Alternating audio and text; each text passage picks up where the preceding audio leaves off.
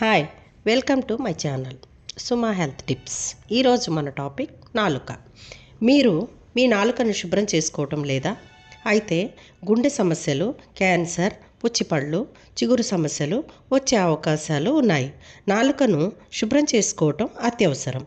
ప్రతిరోజు పళ్ళను శుభ్రం చేసుకున్న తర్వాత టంగ్ క్లీనర్తో నాలుకను శుభ్రం చేసుకోవాలి. నాలుక మీద ఉన్న తెమడ మరియు మనం తిన్న ఆహార పదార్థాలు మన నోటి నుండి దుర్వాసన వచ్చేలా చేస్తాయి. నాలుకని శుభ్రం చేసుకుంటే మన నోరు శుభ్రంగా ఉంటుంది. మన లాలాజల గ్రంథులను సరిగా పనిచేసేలా చేస్తుంది. చిగురు సమస్యలను, పుచ్చుపళ్లను తగ్గిస్తుంది మరియు తినే ఆహారాన్ని రుచికరంగా మారుస్తుంది. నాలుక అనేక అవయవాలకు మార్గము. గుండె, ఊపిరితిత్తులు, కడుపు, కాలేయం, జీర్ణాశయం, క్రోమము వంటి అవయవాలకు మర్దన చేస్తుంది. కాబట్టి ప్రతిరోజు మీరు మీ పళ్ళతో పాటు నాలుకను శుభ్రం చేసుకోవాలి. Thank you.